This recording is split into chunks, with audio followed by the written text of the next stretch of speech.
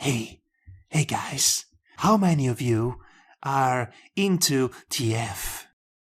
Yeah, you're getting that. You're also getting reverse TF if you're also into that. Aren't you glad? Don't you love cartoons?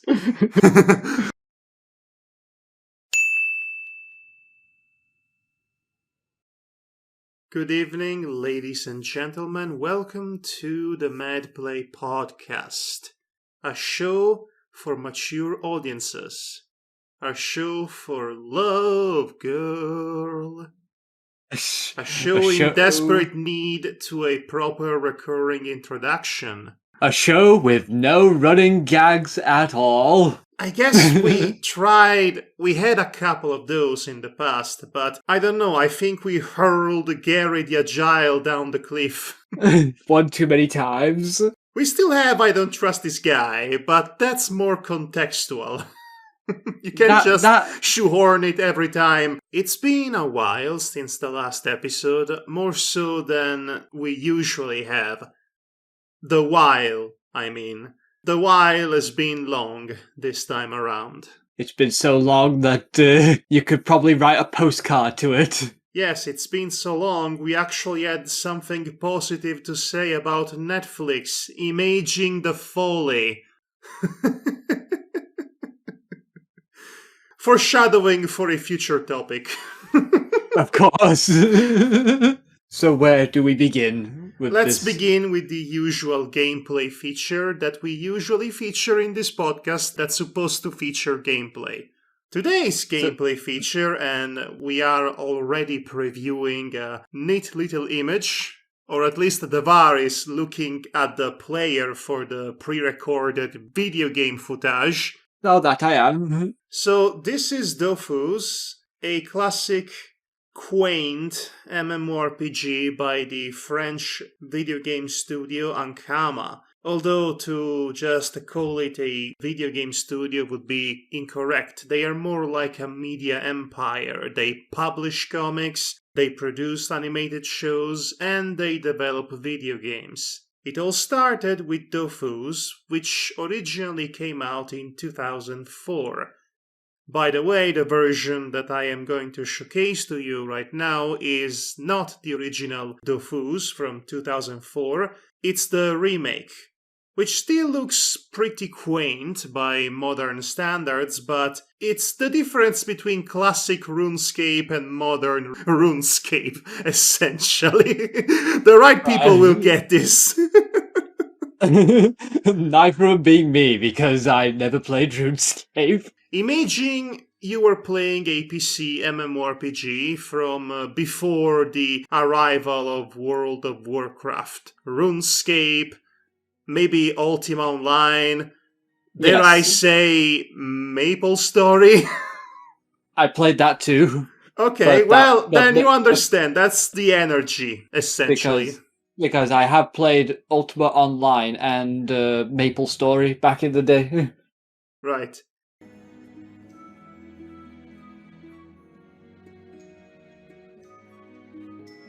So as you can see, I am selecting my character for this game, which is a very furry, voluptuous, alpha-naked dog woman. Why not? Yes. Welcome everyone to the world of 12. I don't remember what the 12 stands for. I believe it's 12 gods, but I could be wrong.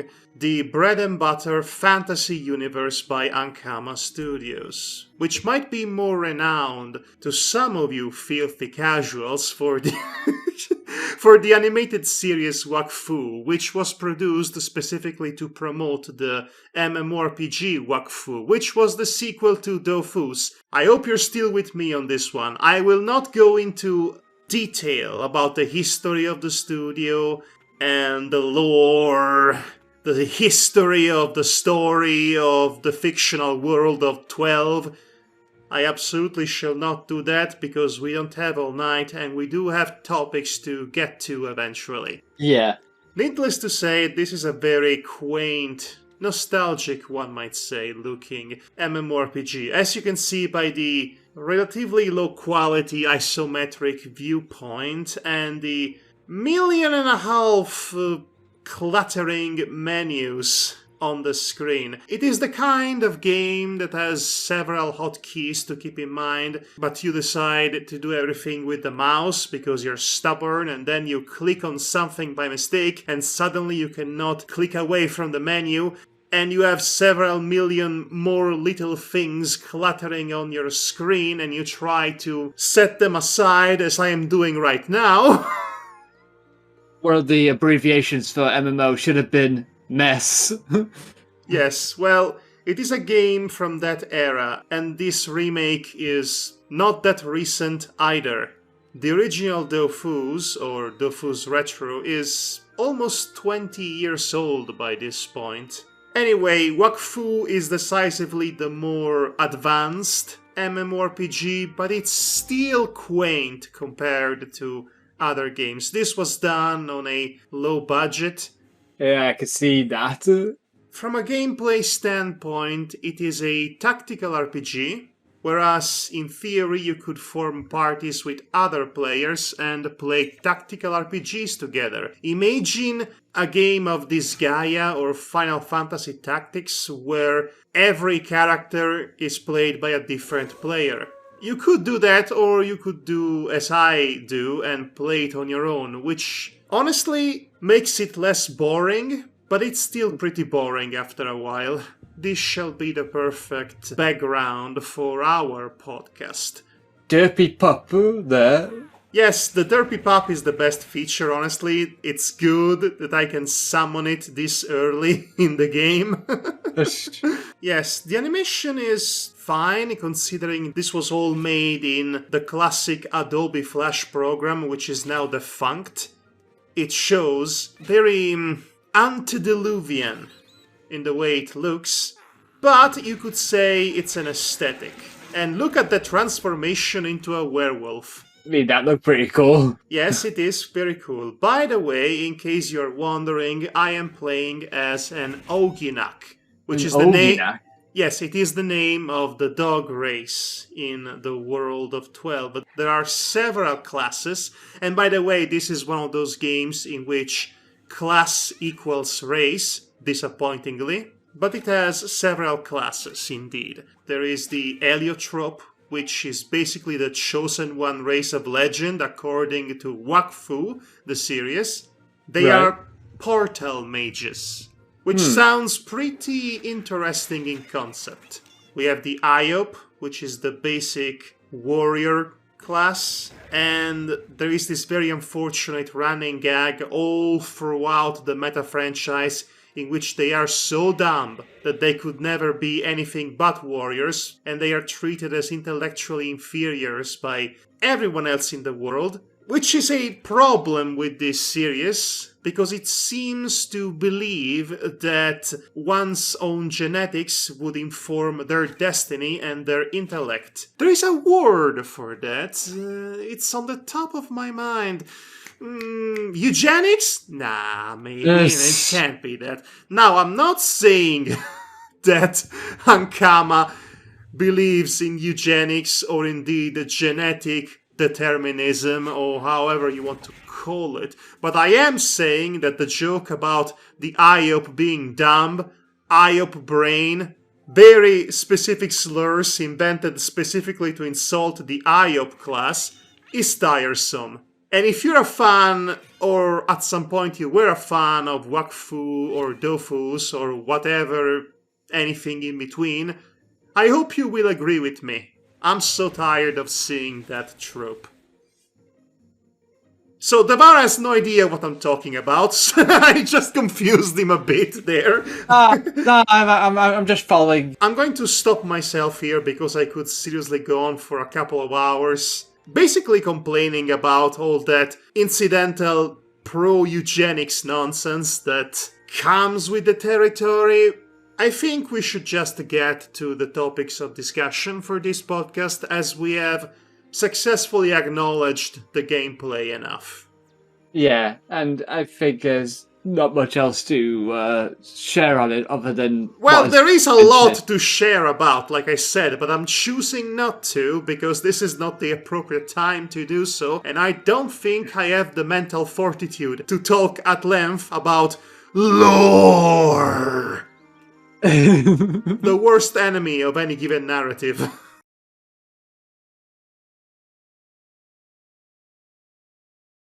All you need to keep in mind is that the guy the wolf, which is named Volk, which is a play on words with the Russian name for wolf, which is Bonk, he wants to eat the rabbit.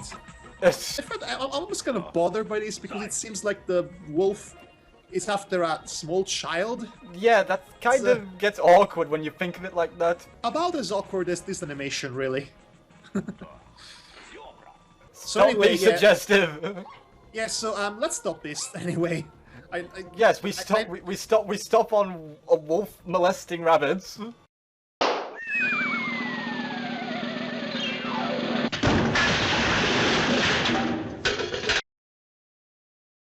Topics for the day. Topics. I do have one topic I wish to bring forth to the table of topics. And what would the topic be? To put on top of other topics, if you will, like a fairly protracted Monty Python gag. Yeah. Netflix is a pile of puss.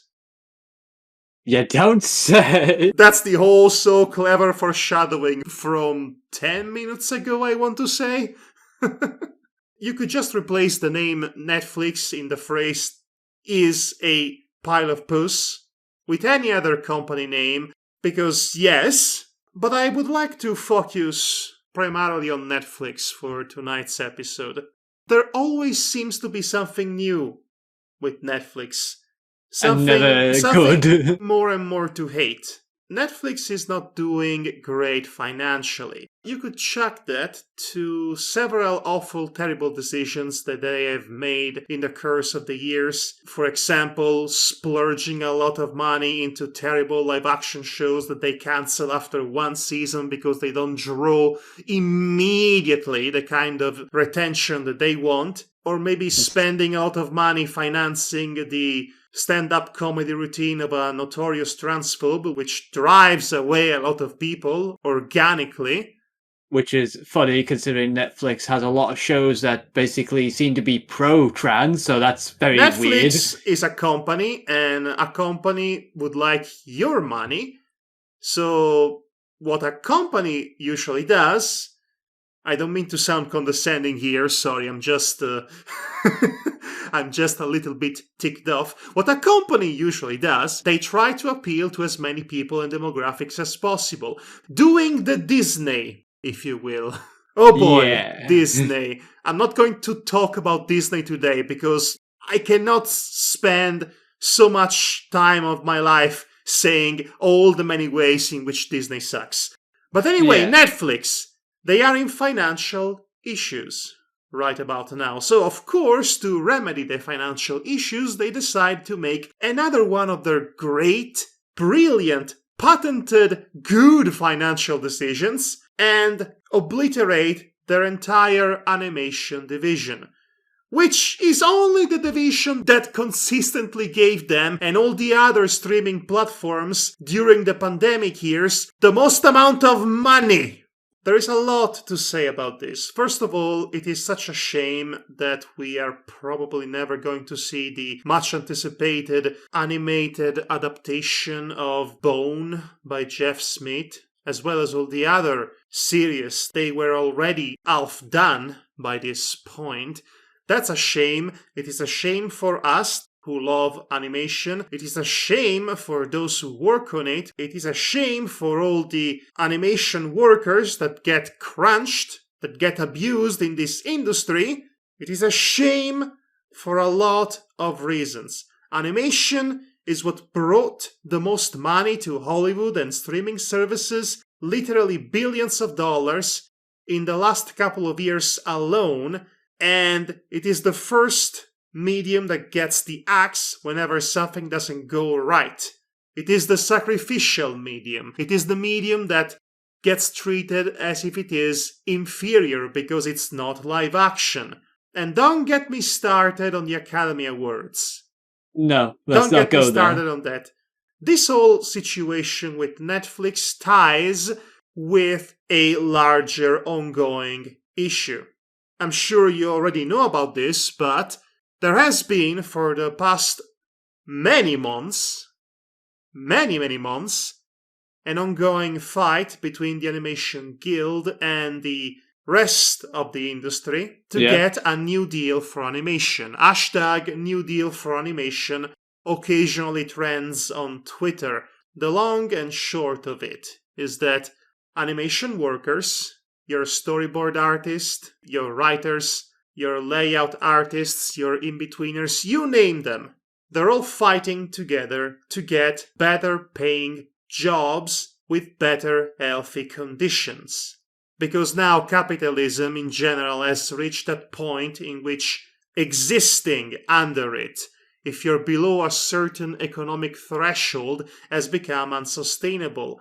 The unionization process for animation workers is just one of the many awakening of a social conscience that's been happening across the USA. Many unions are getting formed, finally. Most notably, there is the first Amazon union, which somehow managed to exist in spite of it going against Amazon, but that's just the beginning of the fight in the grand scheme of things. The more capitalism gets greedy, the more the elite gets frisky with its abuse of the working class, the more there will be people who fight against it. And the animation industry is no exception. Yeah. Let's go back to Netflix, because we are on a Netflix train. Do you remember when we discussed the Cuphead show last episode? Yes, I did. That show sure was fun. It was pretty much everything, almost everything we wanted it to be. Yeah. We talked plenty about the history and the background that inform its aesthetic. But we never really mentioned anything about the real-life background behind it. The behind the scenes, essentially. Well, this brings me to an interesting point. Many streaming services, Netflix is chief among them, tend to have several seasons of a given animated show pop out every few months apart from each other. Which, if you are even slightly knowledgeable about the traditional television circuit, you will find quite odd. You know that to make any given season of television, you will need at least 1 year. So to see several seasons of a given show come out multiple times a year, that doesn't seem like it makes any sense. Well, Devar, you're right. You would be right about that. It doesn't make any sense. That's because all those several different seasons of television, of animation you see on Netflix or indeed any other streaming service, they were all comprised of episodes made in one working cycle. Oh, gosh. Meaning, more often than not, Season 1, 2, or even Season 3 of something like, I don't know, She-Ra, maybe? Yeah. Or how about that Voltron show from a few years back? Every 2 or 3 seasons of those are actually one season, technically. So, once you think about it, that makes sense. The logistic of it would be impossible otherwise. So let's circumnavigate back to the Cuphead show. We saw what was counted as Season 1 of the Cuphead show a few months ago, which ended on an awkward cliffhanger. Yeah. Netflix has announced a second season of the Cuphead show to come out this summer. Surprise! It was the same season all along! It's not the second season, it's the second batch of episodes from the same season that animators have most likely killed themselves in order to make it. So you might be asking to yourself, why do they do this? Why do they break a season into several mini-seasons and publish them at different intervals? The answer is quite simple, really. Elementary, I dare say, dear Devar. Yeah. To maximize profit and to underpay the animators. Essentially, the way I understand animation contracts work is that these people get paid on a season basis. They get paid once to make one season of animation, except then that very same season gets broken up into multiple parts in multiple seasons to make more money for the bosses. They are paid for the work of one season for what is essentially multiple seasons. Wait, hold on.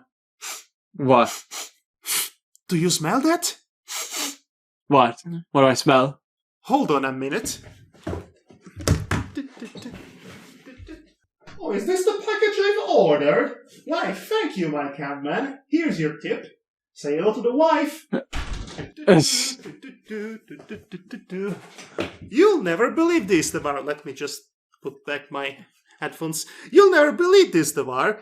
This is the package I've ordered. It was just delivered to me. Let me just open it live on our show. I'm opening the package that I am definitely holding in my hands. Yeah, usually are. What's this? Ah, yes, this is exactly what I wanted. Fresh new bullshit. Straight off the farm. What a delightful stench. Let me just put it on the shelf, along with all the other desiccated feces that I am now apparently collecting. A lot of bull. Yes, this is indeed a lot of bullpucky from the bosses, as they always exploit the workers. And the whole Cuphead debacle, it's just the peak of the iceberg. One of the salient points of the New Deal for Animation protests is the life-threatening abuse that people in the industry suffer because executive producers want to save money on how many people they hire, so storyboard artists end up doing the job of layout artists, of rough animators, in-between animators, colorists, you name it. They become overworked, they are underpaid for the kind of work they do, and finally, as a nice little strawberry on top of the cake of bull, Netflix, or indeed any other streaming service, because everybody does that, make even more money than they were already saving by hiring less people. You cannot see me, but I'm literally twisting my face. I can hear you. Honestly, I can hear the twisting of the face, if you ask me. It is repugnant, it is repulsive, and this is why we need unions. This is why workers have to fight for their rights. And this is how we get anything from the free weekend to civil rights. By people protesting and rioting against injustices. To summarize, Netflix is a pile of puss. It is a terrible company. It's run by monkeys, evidently. I would say that's actually an insult to actual monkeys smarter than them. You know what? You're right. Monkeys are smarter than Elon Musk. Everybody knows that. Everybody knows that. But anyway, it's bad.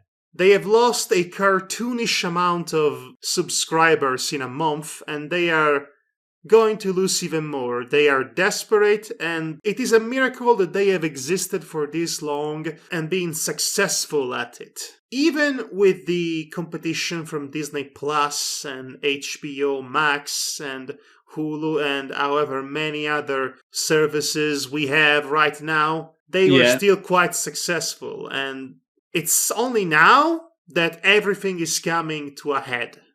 About time. Well, in case I didn't make it abundantly clear by now, I am completely behind the New Deal for Animation. I am behind animation workers first and foremost, specifically because I love animation, I love cartoons, I enjoy anime, I just consume the medium at large. and I cannot properly enjoy, if I may be selfish for a moment, I cannot properly enjoy this medium if I know that the people making the things I enjoy are suffering, are on the threshold of poverty, are being abused, are being used and spat out by a greedy, soulless corporate industry. I cannot enjoy the Cuphead show if I know that Netflix is pulling such utter smelly bull. I need to throw this bullshit out of my window. It's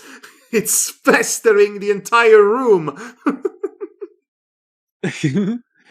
I'm in the same boat as you on that one because I cannot enjoy the medium of animation or video games when it's made on the backs of suffering and people who have been pushed to the very breaking limit that they lose the love for the industry that they really wanted to be a part of. There is a similar argument that was made many times about the comic book industry, as far as 30 years ago, in fact. This is just an all too familiar scenario. People that worked in video game or cartoons or films or comic books, they were all burnt out by the experience.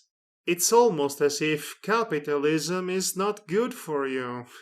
It's almost as if we need some sort of way to regulate it, or maybe to ensure that workers' rights are respected. If only there was a solution to that. Yeah. If they decided to tax the rich appropriately, we could have easily solved world hunger 10 times over. And that's a pessimistic prediction, mind you. We seem to be doomed to die off because billionaires are an existential threat. But hey, at least that guy is taking us to space. Not really. No. I would not want to be on board that spaceship when it inevitably explodes, but I sure do hope it's going to have a lot of billionaires on it. I think they'll be the only ones able to afford it, honestly. Okay, well, I would love to reference the ending to Don't Look Up, but the only thing not realistic about that film is that it went too easy on the subject matter. It should have been more exaggerated, if you ask me. Oh dear. Right. Alrighty then. It is important that we have this notion firmly established whenever we might come back to review the second season of the Cuphead show. As I'm sure we will. Yeah, I'm sure we will do that. We must implicitly preface every discussion about cartoons that we enjoy with this notion that the industry is abusive and most likely some poor storyboard artist has been immolated to make this one thing that you like. If this notion bothers you in any way whatsoever, then congratulations, you still have empathy. I am not here to tell you what you should be doing with this newfound frustration, but doing something as simple as boosting the conversation in some way or the other through your social media might just contribute, might just help. Yeah.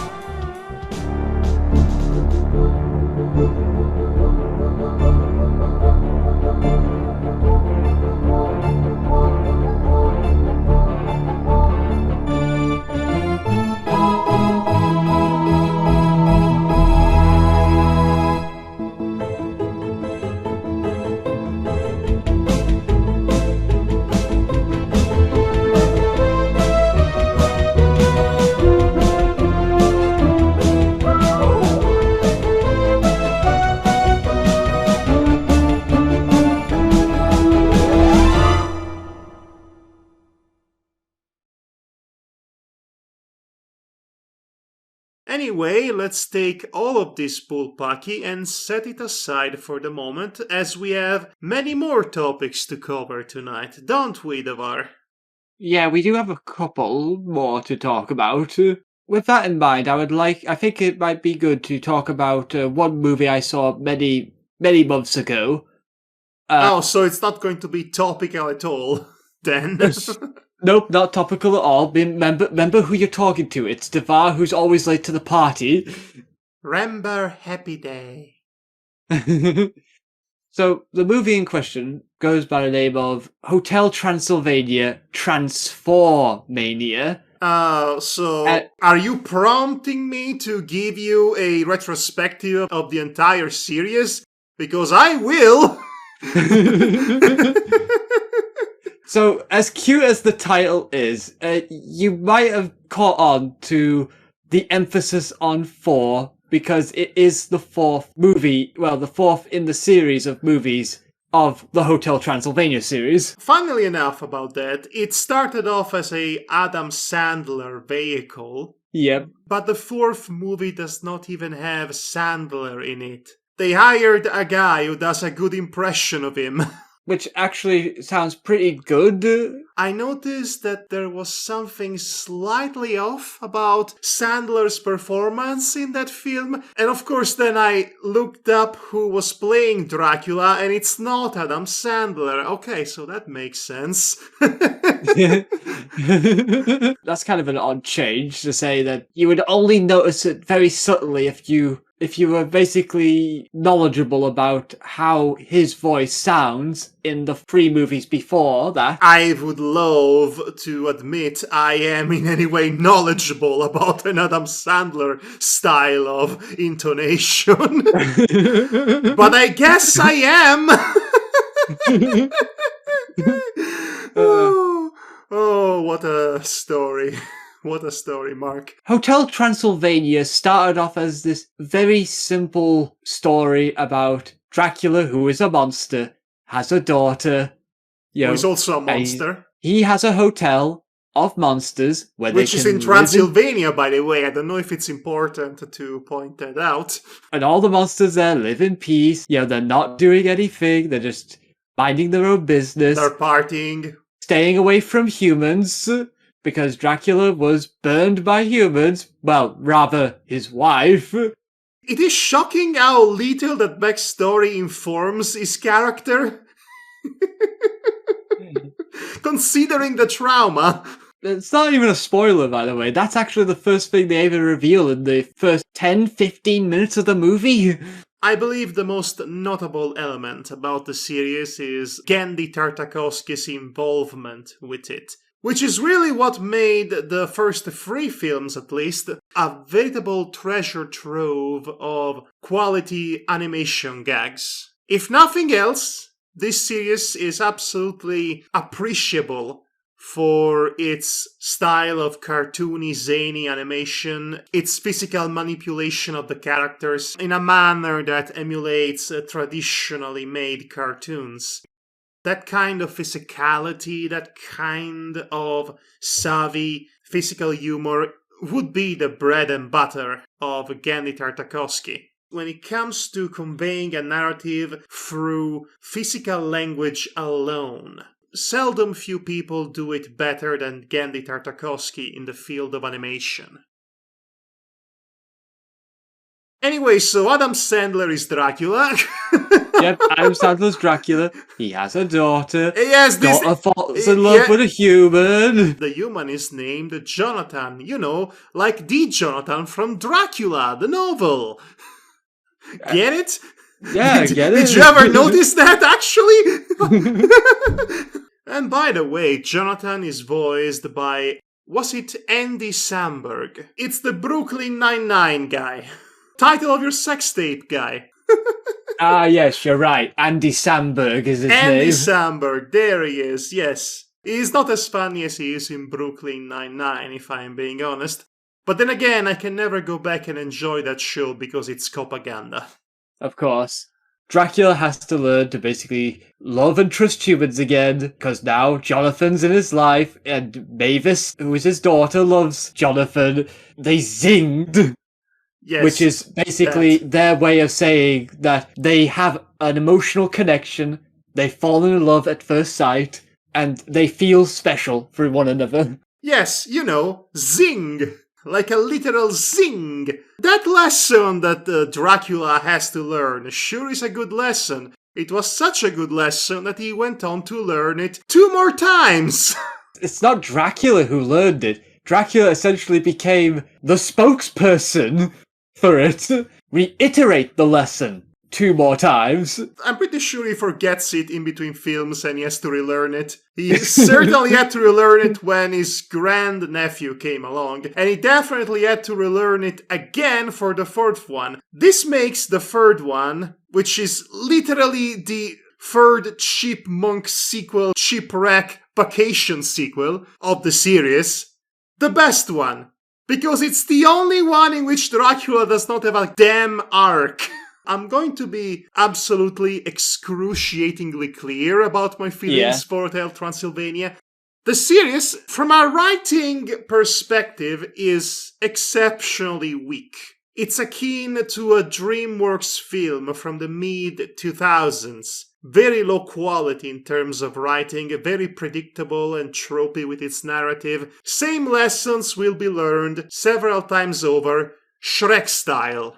Yeah. But if you take the series as what it's actually meant to be, as a brilliant showcase for zany, cartoony animation, then Hotel Transylvania is really enjoyable. The best moments in the series by far are the physical gags, because they showcase the talented work by these talented animators producing inspiring gags with a significantly lesser budget than a Disney picture. I would also add to that basically I like the Hotel Transylvania series for the entertaining with its physical comedy, as well as the scenarios work sometimes in the series.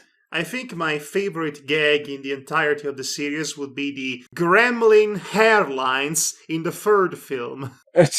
They just went all out with the zany nonsense, non-stop comic action. An airline run by gremlins. From a comedic standpoint, it writes itself, but they went far and beyond to make that as funny as they could possibly do.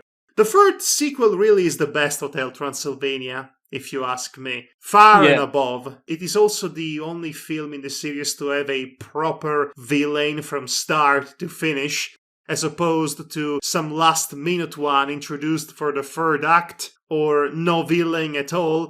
Instead, the antagonist was my prejudice all along. Which works once or twice, but not 3 times. It's getting tiresome. Yeah. I'll get to my feelings of the entire series after we discuss the 4th one, but the 4th one is definitely the weakest. But absolutely, I mean, it's still entertaining, and it's not terrible, insulting, or offensive in any way. It's just not got that zing. We did not zing with this one. I'm failing to imitate that accent. So the whole concept of Transformania is that Drac is getting old. Well, rather, he's gonna settle down with his squeeze from the 3rd movie, which is Van Helsing's daughter. Yes! That's great. Which is great. And also, spoilers for Chipwreck, I mean Vacationvania. Yes, spoiler for Vacationvania. The villain from that film is just now living with them in the basement. As a mad scientist. Toiling away with his mad scientist creation, he still manages to be the initiator of the conflict, even without being the villain. What else are you going to do with that guy? I would like to say that the gag with him basically roaming his lab and basically getting through tight spaces is really funny to watch. But anyway, back to the summary. So Dracula is planning to retire, only to get cold feet as soon as he realizes, oh no, Jonathan will own the hotel if I retire. Yes, and he's going to implement all of his radically different ideas. And once he actually gets the hotel, he does implement all those tacky changes anyway. So he was right on the money. But he loves to accept it anyway later. But anyway. Hey guys, hey, people on the internet. Come here, come closer. Come closer. Yes, you're close enough. Hey guys, how many of you are into TF? Yeah. You're getting that. You're also getting reverse TF if you're also into that. Aren't you glad? Don't you love cartoons? I sure do love cartoons. As Madhog is so sleazily... Sleazily, yes. Very sleazily. I'm basically a 1970s porn agent. Yes. Hey kid, you got moxie. Do you want to become a star? So because he doesn't want to give Jonathan the hotel, technically Jonathan would own the hotel with Mavis, who Mavis is going to be the sole person to get the hotel. Mavis being Dracula's daughter, we never actually said her name. Does she have a personality, or am I imagining things? She's there. Okay, in fairness, in defense of the films, they tried to give her more personality. I believe the third one gave her almost her father's arc, which would have been so interesting to see in action. Role reversal, if you will, but they never really go anywhere with that, sadly. So basically, because Mavis would get the hotel, that means Jonathan would own the hotel. Dracula doesn't want to give Jonathan the hotel for his tacky ideas, so he decides to lie and say that he's just going to expand the hotel. Ah yes, it's time to bring capitalism to the land of Transylvania, finally! And of course, Dracula says he would love to give Jonathan and Mavis the hotel, but Jonathan can't have the hotel because he's a human. So basically you are admitting you have not learned anything from film number 1 and film number 2. Great! This is the 4th film in the series, and you still don't trust your son-in-law. This is less racism and more generational. Yes, no. You see, this is not about racism at all. No. This is that Robert De Niro and Ben Stiller film series all over again. You know which one. It's that, but with monsters. Now that I have remembered it and made this comparison, oh boy do I hate it. Basically, Bob De Niro doesn't trust his son-in-law in all of the films, because without that dynamic there wouldn't be any film. So as Madhog sleazily much earlier hinted at, because Jonathan decides that being human sucks because that means Mavis can't have the hotel, Van Helsing, the villain from the third movie, basically goes like, you can become a monster, you know, if you want. And suddenly has this invention that can change monsters to humans and vice versa. Yes, monsters and humans, the two genders. Yeah, that's a thing that happened. They basically changed Jonathan into a monster, and that's the entire crux of the film. Yes, and also accidentally change a bunch of the other monster characters into humans, because admittedly that sounds funny on paper. It does, but... I think it misses the mark on that somewhat, sadly. It doesn't take advantage of that aspect as much as it should. No, but then again... there is no following Vacationvania. Can you believe it that the freaking Vacation film is the best film in the series? The climax of that film is literally they defeat the giant mind-controlled Kraken with the power of La Macarena. I love it. I love it. It's so dumb. I love it. It's very dumb, but yes, I enjoyed that as well, that part. Hotel Transylvania, and all the misunderstandings, and then you have the climax, which is the most predictable climax. I must admit I was not emotionally prepared to have a conversation about Transylvania, or Hotel Transylvania in general. Is there something meaningful to say about this series? Oh no! What could I possibly add to the Hotel Transylvania discourse, which is no doubt happening as we speak? Yeah, how I feel about Hotel Transylvania. Go on. Basically, the first movie, to me, was the best one of the entire series, for me. I will debate you to death. Duel at dawn. Bring the pistols. This is my globe slapping you on your face. But you're entitled to your own wrong opinion. So, I'm not saying the rest of the series is bad in any way. I'm not even saying there's such thing as any of them I would not rewatch again. How dare you! How dare you not like Mel Brooks as an old vampire? How dare you! We're not friends anymore. We are through. If I see you again, I will literally strangle you! Dan versus quote. Basically, the point I'm going to make is that I enjoy the entire series, and third one, I agree that it has a lot of great moments and has a lot of neat ideas. But my feelings on the sequels after it has always been, I'm gonna have a good time because it has great animation, the jokes are entertaining, and it's always quirky in what it does. That's the thing. It feels like the sequels are not really transcending, but rather just extra. It's just add-ons to something that was entertaining in the first place. Sometimes being fun and disposable is all a film needs to be. Yeah. Not everything needs to be high art. Not everything needs to be low art. Not everything needs to be Shakespeare. Not everything needs to be Michael Bay, so to speak. Sometimes you can just enjoy a ride, especially when you already know what to expect from it. And Hotel Transylvania has this inequivocal sense of familiarity. You watch it for the gags. You watch it for the fast and loose animation. Maybe for Adam Sandler, if you like Adam Sandler, I don't know.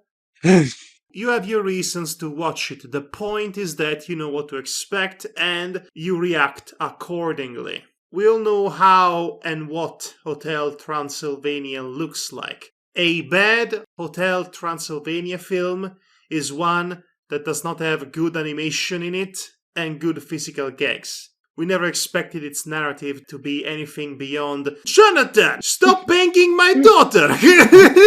And whatever Tumblr meme we are referencing. Okay. Alright, so and with that said, I think we have a podcast. Yeah, I think that's enough for tonight. Let's keep it relatively short and brisk. Thanks for joining us, everybody. I have been Madhog, thy master. And I've been Devarakron. I have the transforming weapon here. It turns bullshit into gold. Hello, I am Dracula and definitely not Netflix in disguise. I would like to have that weapon right now. Give it to me! Give it to me! No! Okay. Ah, Jonathan, you're transforming my daughter. Jonathan, I didn't know you were into that, but I'm also into that, so now we can finally bond as family. I do not even know what accent I'm doing anymore. Good night, buddy. Yes, goodbye. Exit stage left, getting past the stench of bullpucky. Bye.